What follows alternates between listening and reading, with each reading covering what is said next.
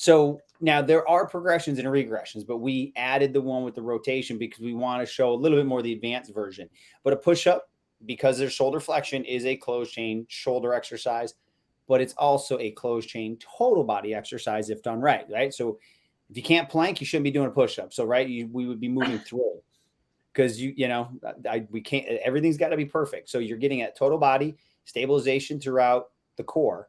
But then as you're now coming out of the push-up, you go into that rotation. So you're getting thoracic rotation, which is good.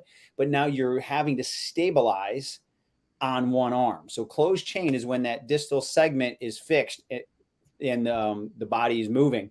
So think of what the term that we use is co-contraction, right? If I'm doing just a shoulder dumbbell exercise, I may not get as much forced activation of other muscles compared to this position. So we're not saying not to do some of the dumbbell exercises and things like that. They have a place. But yes, you're doing chest, but you're also doing shoulder and you're also doing core. Like Wendy talked about at the beginning, chest and shoulders, there's some exercises that are still doing the same motion. So I love this one. I tend to go use it for a stabilization phase. But, for some people that might be too challenging. So they may have to use in a strength phase, more that 202. But I really like that time under tension. Mm-hmm.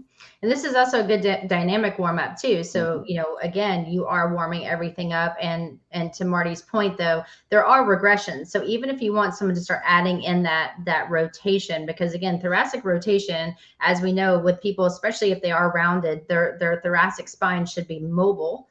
And the lumbar and cervical should be more stable. But because, unfortunately, of the roundness of the shoulders and things are locked down and the weakness that's going on where the muscles aren't bringing the shoulder blades back, that thoracic spine sometimes becomes kind of, and I don't want to say locked up, but often it's not moving the way that it was intentionally, or the way that it's supposed to, I guess. And so by adding that in too, you are working on muscles and areas that really need that movement.